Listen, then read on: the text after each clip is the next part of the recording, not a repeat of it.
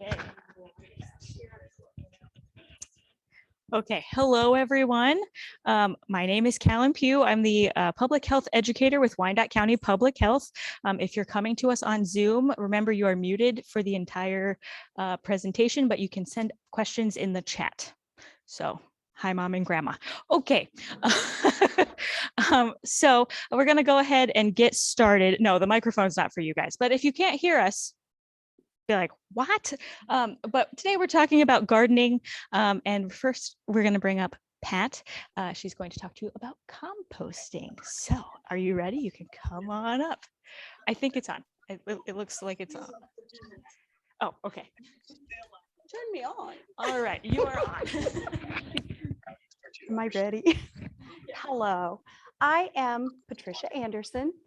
I am the education specialist at the Wyandot County Recycling Center and Solid Waste Management District. And let's see, I took that position on in 2019. I had just retired from 27 years of teaching in education. And after that, I was like, wait a minute, I'm not really done yet. I still need to do more. Because I think, yeah, once a teacher, always a teacher, it just never really goes away. So this job kind of found me. It was kind of funny because the gal who did it before me was trying it out and didn't think she liked it, this position. And she approached me as a principal and said, if you ever need somebody, let me know because I'm looking for something to do. And it just so happened I did need someone. So I called her up and I said, I'm looking for an aide in kindergarten. And she said, okay, but I've got this position at the recycling center that's going to need filled. And I think you'd be great. So we actually kind of sort of switched places. And that's how I ended up here. And so I like this. It's given me some really new opportunities to learn new things, especially about the environment. So I'm going to talk about composting tonight. I've composted most of my adult life, but I never knew the facts about it. I just did it and it just worked and I never thought about it. So once I got into this position, of course, I start researching things that have to do with recycling and the environment. And I started looking up some things on composting and I'm like, oh yeah, I do that. Oh, that's why mine's working. I'm doing that. So somehow it worked out for me, but the real answer is it's that easy. It's not hard to compost. So I hope tonight, if you're not already doing it, you'll think about how you might be able to make it work at your home. So go ahead and thank you. So before we begin, have you all heard of composting? Do you know a little bit or what it is, kind of, sort of? And then my next question is, how many of you compost? Okay, but I'm gonna, yes, and I'm glad. I am gonna show you how you can do this in town. And it's not a whole lot different than what we do in the country. So those of you who already compost, you probably might know more than I do. So feel free to let me know. So just kind of a put together definition. How do I get rid of my picture? Natural process of turning Down in the corner. with the help of these microorganisms That's into video. rich soil called humus. I used to say hummus, and then I'm like, Mute. no, that's food. Humus, which can then be returned to the earth to grow new things. Long, silly definition. It's nature's recycling. That's really what it is. The names that we picked out in case Okay, they- so we're going to take a look. We're going to step back. We're going to take a look at some facts. So the average American household generates about 1,200 pounds of organic waste a year. So when I say organic, I don't mean like what you think of as organic foods. Organic in this case means plant-based foods. Anything that came from something that grew, from a plant that grew. So 1,200 pounds, that's about 100 pounds a month, about 4 pounds a day, a little over 4 pounds a day in your household. So the EPA, which is, I get a lot of information from the EPA. What that means is about 30% of our household waste, what you and I are putting in our garbage, is compostable.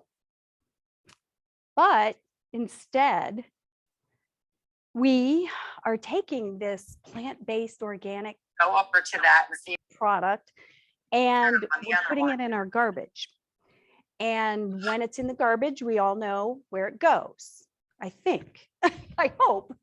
A garbage truck. If you live in town, it gets picked up, collected by the Cover garbage that truck. back up. And you know they take it to the landfill. And it just all gets dumped in the landfill. Okay? The landfill has a purpose. The landfill is there for waste that we don't have other things to do with. And the landfill is there so that we can put our waste away from towns and cities and communities to keep them healthier and safer. Because we don't want that stuff laying in the streets like it did in the medieval ages over in England. So our landfills serve a purpose, but we have gotten to the point now where we're putting things in the landfill that have no business being in a landfill. And if you look at this chart, which is just kind of interesting because this would be a graph of all the materials in a landfill by percent. And so you can see that food and yard trimmings come up to over 30%. So now, when the EPA says food, they're also including the non-organic foods like cooked food, meat scraps, fats, cheese, bones, old rotten steaks. Those are not compostable anyways. Those are things that have to go to the landfill unless you have another way to get rid of them.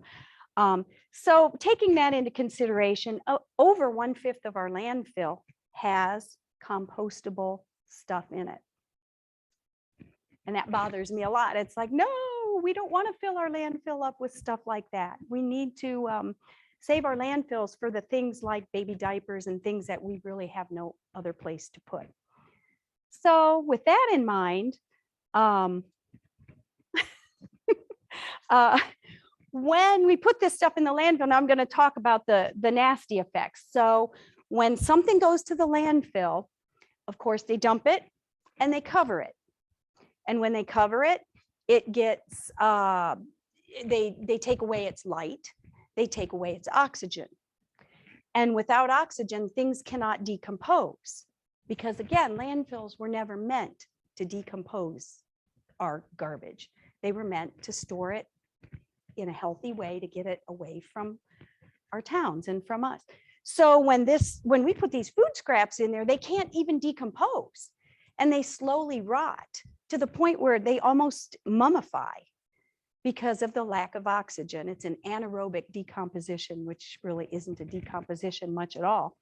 So this rotting food and yard waste, think like your leaves in the fall and your dead plants and things like that. When they slowly rot, they release methane gas. Now, methane gas is natural. It's here in our atmosphere. In fact, we have to have it to survive on Earth because methane is a greenhouse gas and it absorbs heat from the sun. And that's why we can survive here. But it's about a balance. And when the more of this stuff we put in our landfills and it can't decompose correctly, and then it creates more methane, and that's getting out into our atmosphere, and then our atmosphere starts soaking up more and more heat. And that's, when you hear things about global warming or climate change, some of that is because of these things that we're doing. So there is a better alternative. And that is where we can compost our food scraps and yard waste. Okay, I made it as easy as I could. And then we're going to break this down and talk about these the numbers here. Can you see okay? I feel like I'm really blocking you. Okay, because you can move if you want.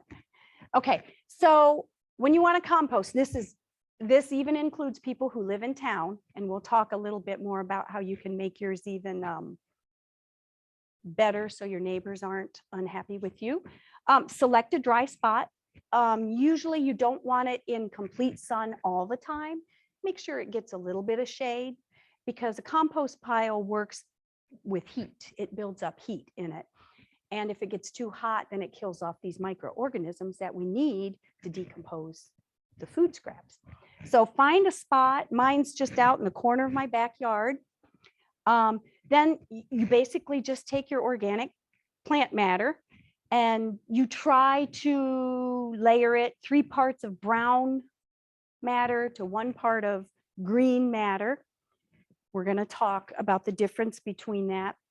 I have never measured what I throw in mine. I don't know if it's a 3-to-1 ratio. All I know is my compost pile works. So again, these are just guidelines. You don't have to go out and measure anything. Number 3, you let nature do the rest. A little bit of rain because you need moisture, sun and some heat will build up, and the compost critters will come in and they'll do their job. You won't even see it happening, but they're working all the time, just turning that into the soil, into the humus. Number 4, you once in a while you go out and you turn and you mix your pile.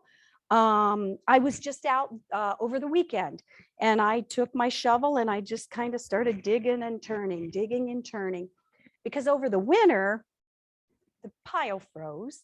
I can't dig and turn it and stir it up in the winter. So I had quite a nice little layer of, carrot peels and onion skin and apple cores and things laying there. So I started working up my pile, trying to get it ready. And I'll probably in the spring, we all get excited about getting out, right? Getting your hands in the dirt and planting, right? Yeah. So I get excited. So in the spring, I'm always like gung ho for my compost and I'm stirring it up and getting it, just kind of aerating it. And every day when I'm done with the dishes, I take my little bucket of stuff and I take it out into the, to my compost pile and I dump it and I don't give it another thought. Basically, when the material down near the bottom starts looking like what that person is holding in their hands, dark and brown and rich, and there's no remnants of any food scraps or, eggshells or anything, twigs or leaves in it, that's your humus. That's ready. That's what you can dig out and start using. And I'll tell you what we can do with that. So back to the greens and browns. I know you're all like, what does she mean? No, most of you probably know. So these are some of the more common things that we put into our compost piles. Shredded newspaper, grass clippings and leaves and twigs, coffee grounds, including the filters. The filters can go in. Over to the other side, tea leaves in their bags. You don't have to empty it out. I do take, if there's a metal staple, I take that off. You don't want metal in your compost pile. You can put untreated, unpainted wood scraps, but they can't have anything on them. It has to just be wood and small pieces. Your vegetable peels and fruit peels and leaves and cores and skin, eggshells. The worms in your compost pile love the eggshells. Eggshells and tea, those are like the 2 favorites of the worms. Plain paper and cardboard can go in. Again, if you're gonna do cardboard, don't put packing tape, don't put it in with packing tape, don't put any glue or anything like that with your cardboard and tear it up small. That's mine, I'm sorry. And you can even put 100% cotton cloth. I was thinking like maybe an old cotton t-shirt that's all shredded and you can't even use it for a rag anymore. You can cut that up and that can be put in a compost pile as long as it's 100% cotton. Those are some of the more basic things people put in. Then we can talk about our greens and browns. Like, does that ever end? Excuse me. Stop, stop, stop. Here, make that stop. Sorry. Now the nevers. Never put meat in your compost pile or meat scraps or fat or anything like that. Never put cooked food in your compost pile. Never put dairy products, no cheese, nothing like that, no milk. Never put human or pet poo in your compost pile. So don't be emptying baby diapers in there, and don't take your kitty litter out there and dump it in there. You're asking for trouble. It'll be a very messy, stinky, ruined pile. And plants with seed heads are kind of a no-no unless you don't mind a whole lot of stuff growing in your compost pile. But then that kind of defeats the purpose, because you want the energy going back down into the soil rather than into new plants. I have had tomato plants grow in my compost pile. I've had pumpkins almost every year. I end up with a few pumpkins that kind of vine out, but I like that stuff, so I don't care. I kind of like it. So those are the nevers. You will, if you start doing research on this, you will find a lot of websites will tell you you can mix like livestock manure in. Mostly any livestock that eats only a grain diet.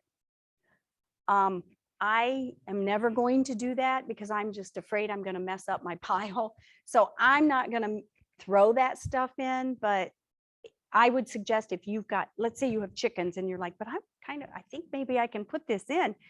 Do some research on it, because I've never mixed any kind of manure in my pile, but a lot of places will say you can, just not human or pet.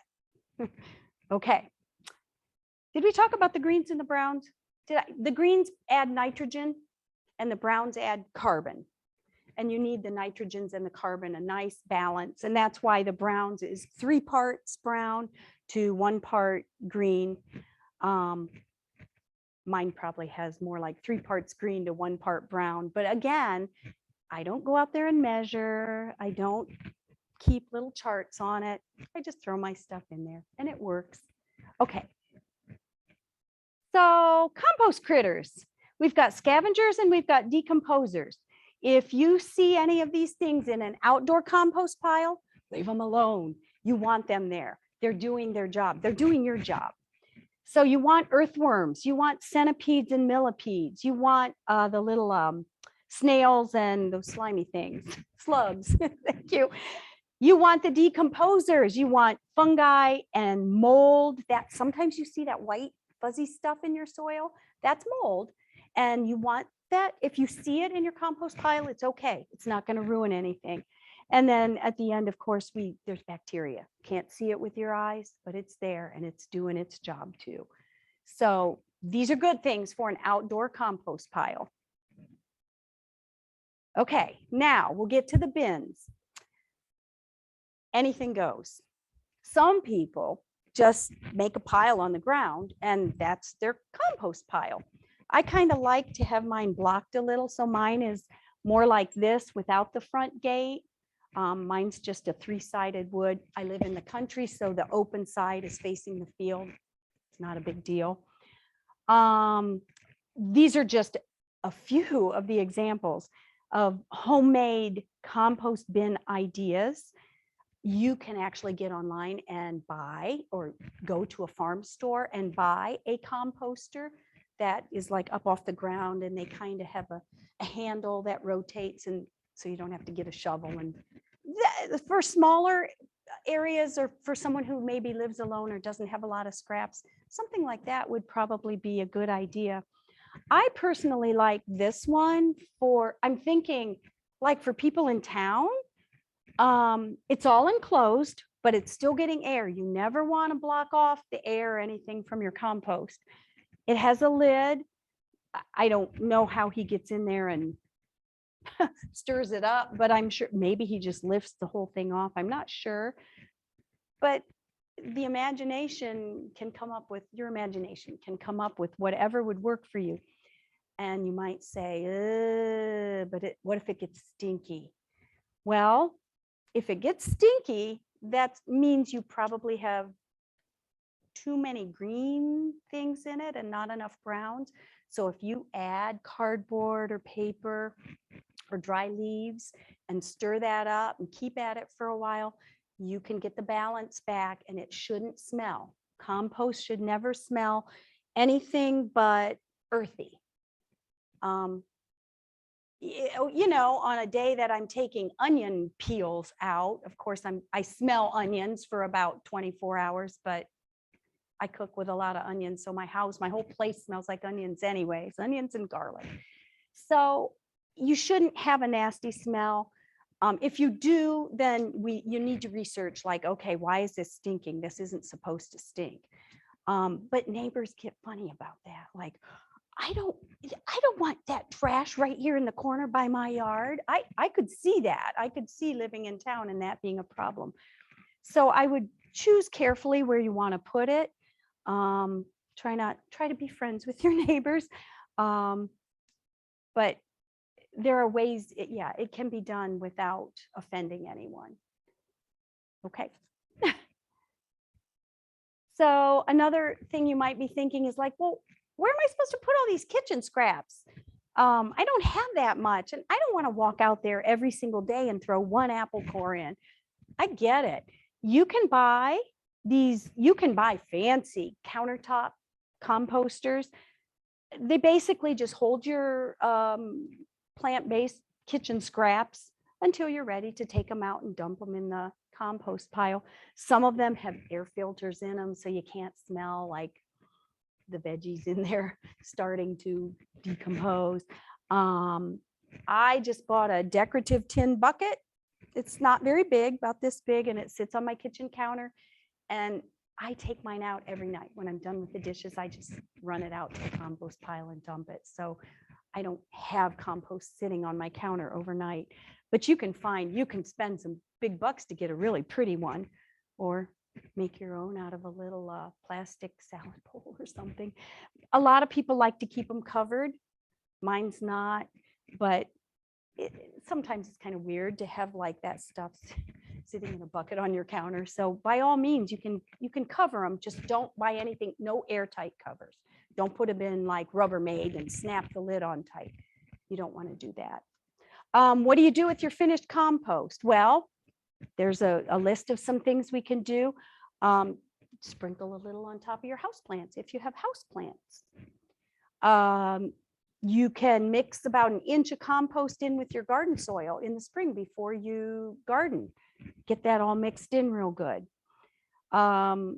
If you're going to repot your houseplants, maybe put a sprinkle in the bottom of the pot before you transplant your plants. You can mix it in with potting soil. Like, is it a 1-to-2 ratio, like 2 parts of potting soil to 1 part of compost?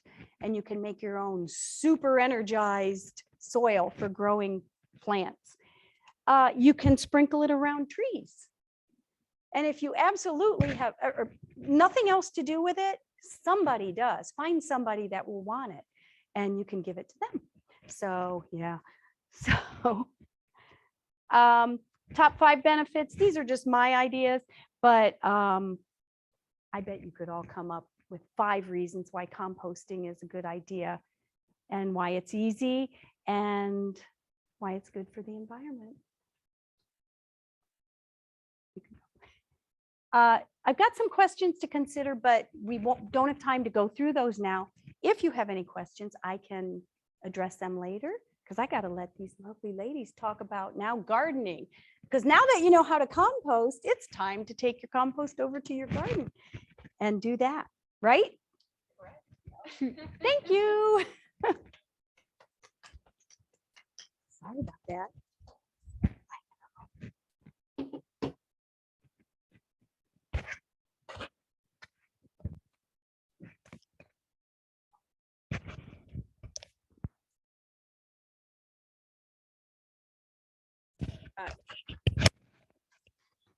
Okay, so before we get into tips and tricks for gardening, I'm going to talk to you a little bit about the community garden, which Wyandot County Public Health helps maintain. Now I'm afraid this isn't on. It is. Okay, so there are actually 2 community gardens in Wyandot County. One is in Cary. It is run by the Cary Link, but the one we're talking about today is the Wyandot County Community Garden, which is right here in Upper Sandusky. And we actually have help from the Upper Sandusky folks as well. So the fire department will help fill up the water tank, and I think it's the Parks Department, I don't know, maybe helps maintain the actual lot for us. So, but it's mostly run by volunteers. Most of us come from the community or from the health department, but if community members want to get involved too, you can, but I will get into that in a second. So if you don't know where it is, it's on the corner of Hicks Street and South Sandusky Avenue in Upper Sandusky. Even easier, it's right across the street from Circle K. So if you have not been there, there's a beautiful little mural that says community garden painted by Molly over here. And you'll know you're in the right place if it says community garden. So it was started to give Wyandot County residents a place to garden if they don't have places in their own yards. It also helps promote healthy activity. So getting outside, eating fresh fruit and vegetables was our goal when we started it. And then it started in, I believe, 2014. Each year we have the 4th graders come and plant with us. We'll actually go into the classrooms and they'll learn a little bit about the life cycle of seeds. And, they start growing plants. I am told that half the time the seeds don't actually make it, so we have to go buy more plants, but don't tell the 4th graders that because they love it. So, okay, go ahead. Okay, so ways to get involved. Like I said, you can be a volunteer. You can help us maintain the community plots. We do also have a few more garden plots available. 2 more now? Okay, we had 3 earlier, so they're going fast. We've got about 12 community places where people from the community can come and grow their own fruits and vegetables, as I mentioned. But we also have 3 larger boxes that the volunteers help maintain. That's where the 4th graders' plants go. And that fruit or those fruits and vegetables, I think it's mostly vegetables, really, but that is all donated to the, what am I trying to say here? Blanking food pantry. Thank you. It's all donated to the food pantry. So we're getting outside, we're getting active. We're also helping people who need the help to get some fresh fruits and veggies in their diets. And then finally, I think that's the sharing the wealth thing. The garden plots are 4x8, so that is something to plan for if you are going to come to the garden. You want to make sure that you have your plan set out so that you've got the right amount of space for what you're going to grow. Are there any questions about the community garden before I pass it over to Molly and Hannah?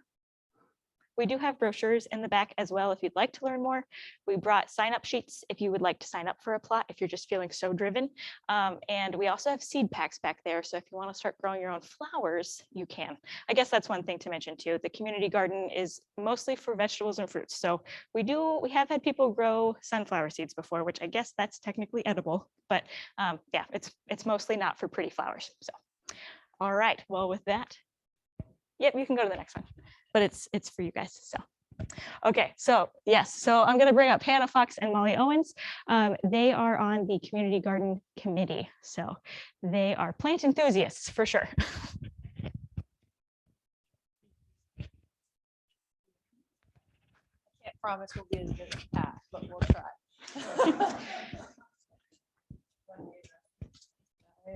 I don't care. All right, let me know if I'm kind of tall, so if I'm blocking the way, let me know. All right, so we'll start off with the benefits of having a garden, and there's many benefits. I just tried to narrow it down to a few. The first one is that when you're gardening, you actually have vitamin D you get, and that increases your calcium levels. So that actually helps your bones and your immune system. A study even said that exposure to sunlight helped older adults achieve the adequate vitamin D levels they need to help keep their bones and immune system healthy. So that's one good benefit. Another one is, actually, I found this very interesting because it runs in my family. Gardening can help lower the risk of dementia by 36%. So they did a study and with like 2,800 people, and they said that physical activity and gardening can actually reduce the incidence of dementia in people in their older years. So I thought that was very interesting.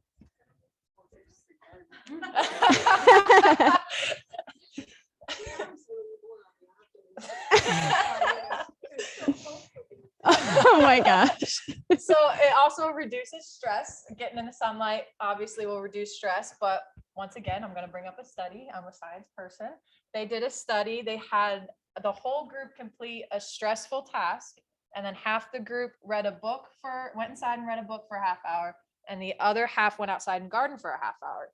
And those who garden actually said their moods were better. And when they did blood tests on them, they had higher cortisol levels, or lower cortisol levels, which is your stress hormone. So they weren't as stressed, which I thought that was pretty neat.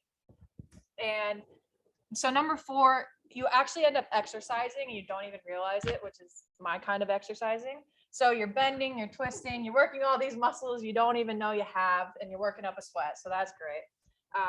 And finally, if you're working in community gardens, especially, you can engage with others while also helping your community.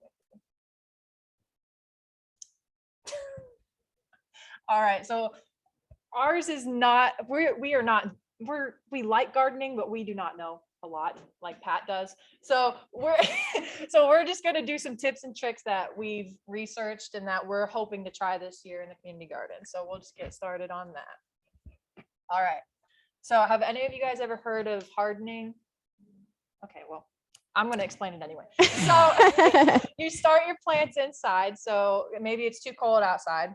And then you take them outside for a couple hours a day, let them get the wind, let them get the sun, and then bring them back. And there's different ways to do it. And it depends on your lifestyle, what works best for you. So if you have the time to let them out for 2 hours and then bring them back in like a pet, and that's great. And that just stirs them up, makes them stronger for when you actually do get to transplant them into the ground outside. All right. So plants can actually clean your air because they need carbon dioxide. So they'll clean it. It makes the humidity increase and it produces oxygen for you to breathe. So when I get a house, it's going to be plants everywhere. Free air. All right. So this one I'm actually implementing at my grandmother's house. Hi, Gloria. So if you make a raised garden bed, it actually allows you to reach the plants without going all the way to the ground. And I like that idea, especially for her and me, because I'm an ex-volleyball player. My knees are kind of bad. But it's just a great way to keep gardening and not having to do as much physical exertion as going all the way to the ground and getting back up. So I'll tell you how to properly make a raised garden bed. I've had a fight with this about my aunt because she has another opinion, but this is my opinion. So you put wire on the bottom, and this helps for rodents coming up underneath so they can't get through.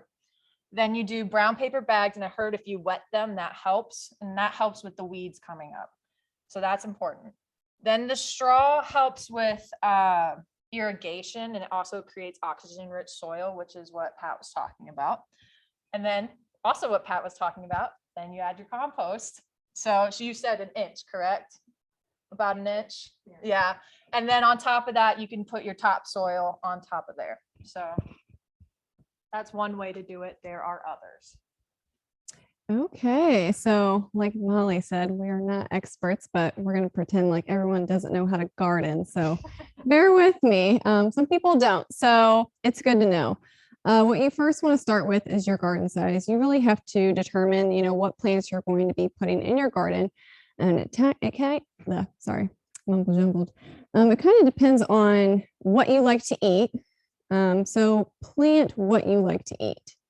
Because that's going to depend on the size. I did some research, and I just started my garden like 2 years ago. So I don't really know what size mine is, but I started with the beginners. So I just did some research, and a 6x6 they say is a good size for a beginner garden.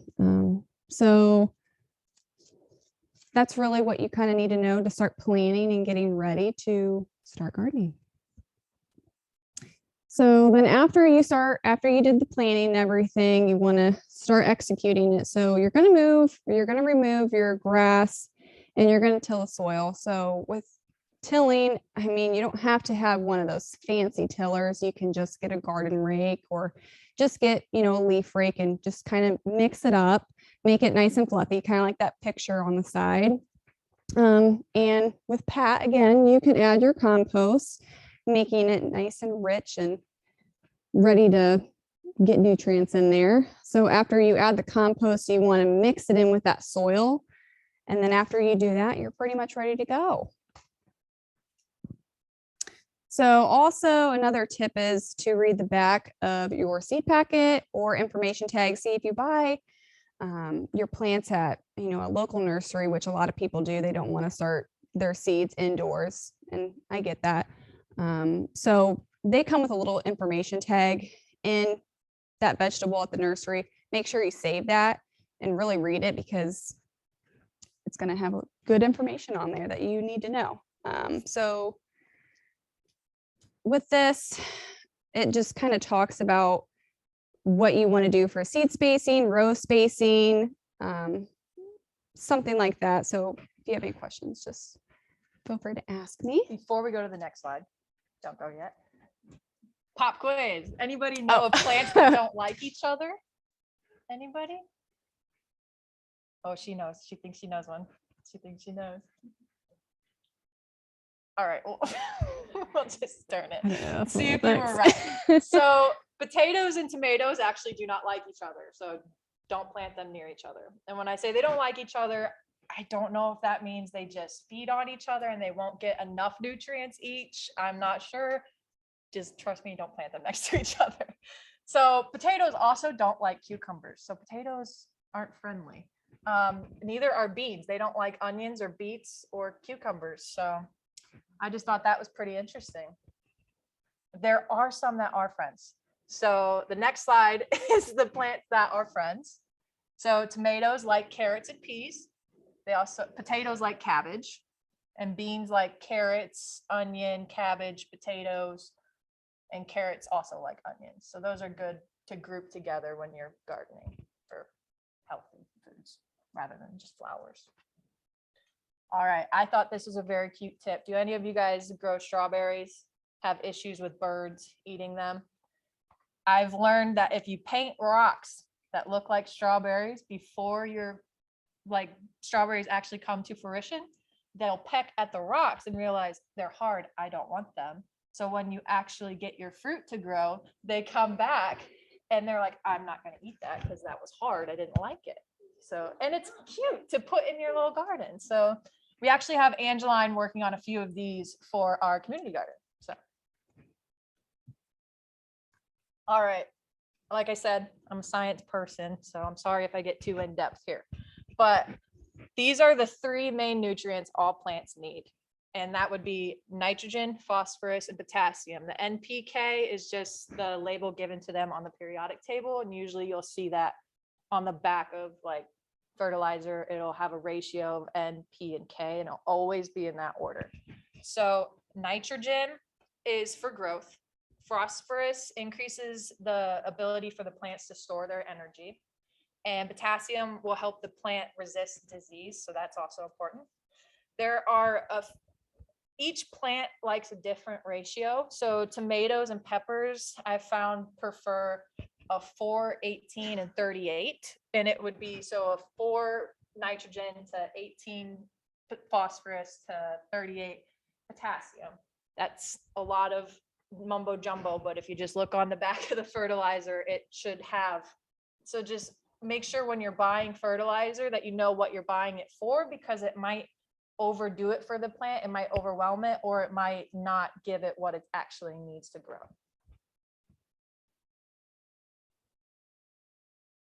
Okay, so again, for your planting site too, this is kind of what you want to plan for too. You want to make sure that where you're placing your garden, you're going to get 6 or more hours of light, because obviously vegetables, plants, they need the sun to grow.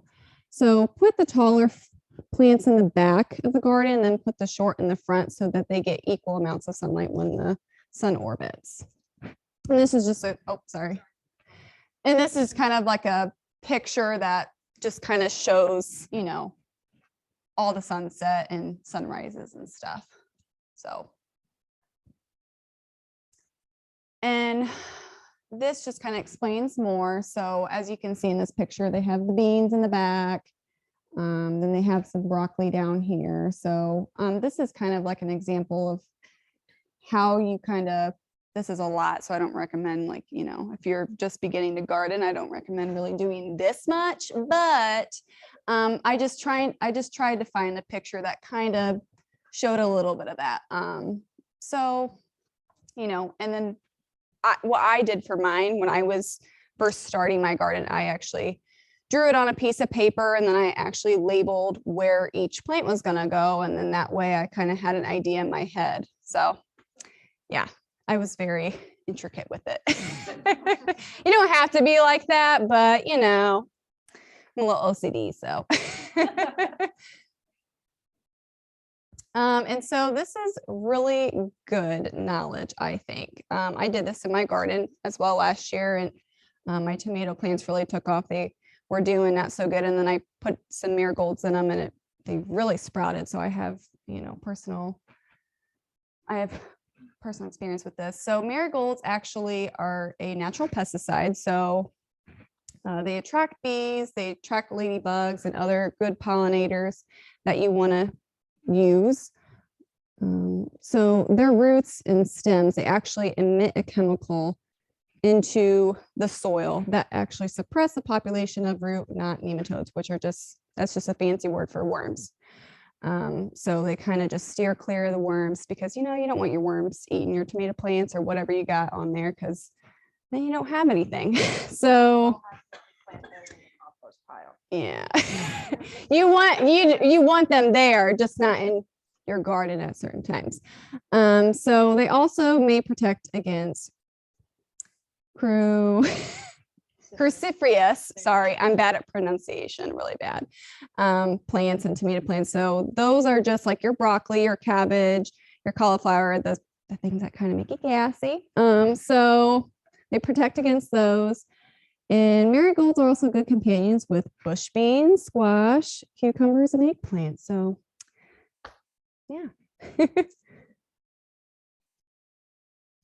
And this is a video I found just doing some research on YouTube. I think this guy gives a great example of how to turn your lawn into a vegetable garden. I mean, there's a whole bunch more on there on the internet too. So this is like a 15-minute video. If you don't want to watch that, you can watch something else. But if you're ever curious, there he is. So do you have any questions, guys? Any questions for No, I'm us? just kidding. Are there Yeah, any we in the really hope. chat? That's great, because I'm not sure I'd have the answer, but I try to find If it. you do have a question, though, you could feel free to jot down our personal Contact emails. information. So Pat's is also on there. Yeah, and there's some composting paperwork back there, and I do have my note cards back there with my working there. I do have a hint I'll share, because I have gardened for many years. yes, yeah. Just certain plants, but a couple years ago, I read where you save your eggshells. Save your eggshells and then crunch them up. When you plant your tomato plants, put it down in the hole, put your plant in there, and you get tomato stems like this. and they're Really? So much stronger. They must want a lot of I'm time. gonna use Harder than that. heck to pull out in the fall, because they're like pulling trees. But it Really? really makes a big That's difference. awesome. I'm definitely gonna use Thank that. you for sharing. Yeah. And I also went to, I have to tell you one more thing, to raised beds. Yes. And I'm not a fan. I've never put dirt in mine. Mine have always been a compost or a different mixture, Mhm. because sometimes you put dirt in them and you find out, because it's raised and it's hard, it can get as hard as a sidewalk. Yeah. know? You definitely don't want to fill it all the way up with Yeah. the dirt. I don't just have enough to any get it dirt in up to mine. the top. And Yeah, it's real black and rich, and that's good. you know, I change the compost that I put in every year. So. Oh, that's anyway, awesome. that's all Yeah. I have. Yeah. Thank you. Yes. You mentioned about, is that putting compost in? This is the first year that we're going to be doing the community garden. Okay. Oh, yeah. And I do that same thing at home. Is it okay to do that at the community garden? Yeah, for sure. We actually have a compost bin there. It does not nearly as great as it should be, but we're gonna use some of her tips maybe and get it to work. But if you have your own compost and want to bring it, you definitely can. Okay, the eggshells. And all. Yes, And I had yes. another question also. You mentioned about flowers. We were thinking of putting like straw flower, status and straw flowers growing though. Can we do that there or should we just stick to the vegetables? Is it, I You would know, say yes, if because I don't know why. Yeah, I don't know it's- why they have that rule, but I would say I yes. just thought it would be interesting to do dried flowers. Yes, I later in think the rule is more so for all the students, so that way we have enough produce to then donate. Yeah, But I if it's your understand own that. box, then yeah, that's what perfectly I was fine. gonna say. If you're, do you have a personal box that you signed and everything? Okay, yeah, then that's totally fine. Yeah, feel free to do that. Yeah. And you can do the marigolds. Yep, yep. Yeah, and they say too, and what I did too, I forgot to include this. I should have included this, but you're supposed to space them in between plants. So that way the marigold can distribute to both in between plants. Not just Does that one make side, sense? yeah. Yeah. So just space them out, whatever you think. I mean, I bought a whole bunch of them, but I went a little overboard, so. Any more questions, guys? Or any other things you'd like to share? Yeah. Yard clippings. If you use fertilizer or weed killer, is that still safe to put in your compost? Because not very many Yeah. people don't treat their lawns. Exactly. Yeah. I'd like to tell people, don't treat your lawn. It's okay. But you can't get people to do that. You have nothing You but know, I would not put any yard clippings that have fresh chemicals on them. I suppose after a season, before you put chemicals on, it will be okay by that point. That's something I don't know a lot about, so I would really research that. Yeah. Anything else? You guys are a good audience. Yes. Especially you were more recently. Do you remember the first community garden was before the government started to sponsor what you're doing with those boxes? The very first one was here in the lawn of the First Lutheran Church. Oh, really? And it was Cody McLean and Shelby Miller brought it back from their capital project in FFA. Yeah, Cody was a year older than me. Yes, and that was the first community garden, and they had to dig up the sod, and that didn't. It was really hard to work. We all helped him with it, and he and Shelby. It was overpowering for them because digging up sod, that was hard to do that first year. But it was the start of the idea, and it was advertised or told about in the newspaper, and from there it went to this. And I'm glad now, and I know what you have down there. That's good, because now Wyandot County has community gardens. Yes. And it's come. So does Carrie too. And Carrie also, Yeah, yes, yeah, but then now you've come with the composting, and there is so much more now, but we had a little start there back Yes, when you it was got it just started. getting it started. So Wyandot County is always on the ball. Yes. Thank And you. talk about gardeners, and you've got them back here, and the fertilizer lady, and you've got the whole bit right back here. The whole Owens and golly, talk about knowing what to put in your garden. I like the way you're starting up, and you threw that plan. Oh, yeah. But you bought your marigolds, you didn't plant them from seed. I didn't. No, I didn't. the new way But to I garden, was- go I buy all was- your plants. Yeah, and now this year is my first year. I'm actually starting the seeds And in you're my starting to do home that. and doing it. So yeah, but I was a little intimidated by it last year, getting it all started. to start I'll be out, but- honest, because I've never done it really. So Now, next year, you take your marigolds from this year and let them dry. Yeah. And then you save the seed and then you Yeah. plant that next year and then you see, don't. and my fiance, we just got a outdoor wood burning stove, and we're putting ashes on our garden. Oh, So yeah. when we till it, I think it should be pretty good. So I'm excited to see how it turns out this year too. I've got a quick question. for composting. And you have the anaerobic where it makes the mush because you Right. didn't turn it enough or you didn't, and you've put it in one of these turners. Yeah. What is the best way to make it good again? You Or need, is there not? yeah, You just throw it out in the you've field got to and you're get more going. browns in there. Get your Oh, carbon. well, So no. twigs, leaves, cardboard, it is it's mush, hard. It is. liquid mush. Yeah. In fact, that's what my son started doing. He just put them all Okay. in the garage in a bucket and it was just liquid. Yeah. And it's like, You, take that out, get rid of that. you might be able to First- use the liquid to water your garden with. Not It's- in the winter, but but- yeah. right. Oh, true.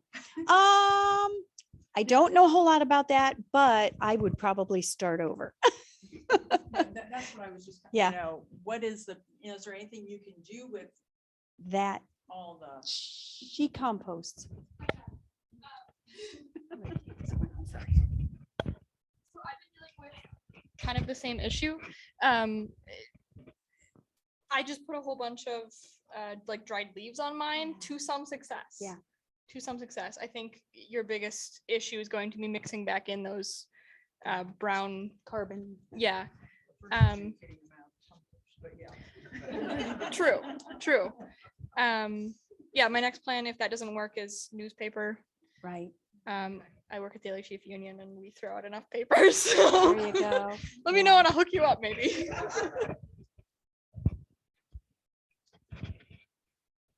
right, any other questions? Okay, yes. This bigger city talking a little bit here, but there's several big cities that are now doing composting curbside. Any talk in Wyandot County about doing such a thing? Not yet, no. Okay, I wasn't sure. Bring the compost over to the side of the road and then Yeah, they're contracting with compost companies. Columbus is doing it. Yeah, where Wow. you get your See, yellow I would- bucket, you I put would it at love the to curb, see they something come like pick it up that. a couple times a week, and Yeah. it's to help with the city compost. So we used to have a compost facility in Wyandot County. And now I don't know if they did that specifically or if people brought it to them. The only reason I know that is because they have to be licensed through us and then we have to do their inspection. So we do not have one at the moment. It is possible. Want to make a dime? Maybe you could try it. Sure. Well, I look out because in Cary, we can take it to the compost pile. Yeah, We can take our compost. So if we have more than what we can use on our own private lots, we can take it down to the village, sorry, right. the village lot. I know better. But I know not everybody has that available. So I just was curious. I'm so intrigued by what the bigger cities are doing to try And and get yeah. that compost out of the Maybe. landfills, but Maybe you planted the seed. Maybe we'll think about it. We'll see what can happen. They used to have like a compost pile, but then like yeah. in the police reports, like a raccoon was thrown out there, Yeah. whatever. So like, I'm not sure. I'm not sure if that's the one that was licensed or not. I don't know. That was before my time. You used to be There. able to take it back behind the fairgrounds. Yep. And they shut that one down a bit because of things being put back there that were not Shouldn't be. biodegradable. I think that's the big fear. Yeah. We go to a bigger version of composting. Yeah. It's hard to keep the bad guys out. Yeah. Okay. You can say if you have to, you don't have to. You can, it's up to you. Okay, well, thank you very much for coming and for sharing your fun tips and tricks. Obviously, gardening is a great way to socialize with people, and composting. I am scared but excited to try that maybe one day. We'll see. Yeah, we'll start really small. But we do have more events. We've been doing this every month since December with Upper Library. This month we are also doing a gardening program. So if you'd like to see the exact same thing just without Pat, we're ooh yes. We are going to be at Mohawk talking about the same thing. Just tell your friends if they missed it, they can come. That'll be April 21st at 6 p.m. at the Mohawk Library. But we are continuing to do monthly events here at Upper Sandusky as well. Our next program is going to be the Click It or Ticket kickoff exhibit. It should be really fun. Have you guys heard of a TikTok? Show of hands. Who knows what TikTok is? Some of us. Okay.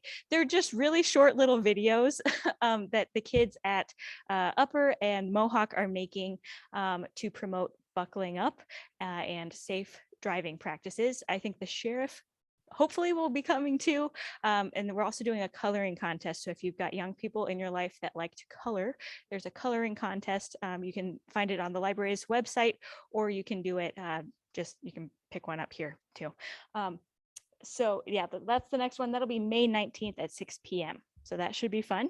And then our next program is Family Health and Fitness at 6 p.m. June 16th. And there's more to be announced on that one. So that will be coming up as well. Do you guys have any questions, last minute questions before we close it? All right. Well, thank you very much for coming. Thank you to our presenters. It's been fun.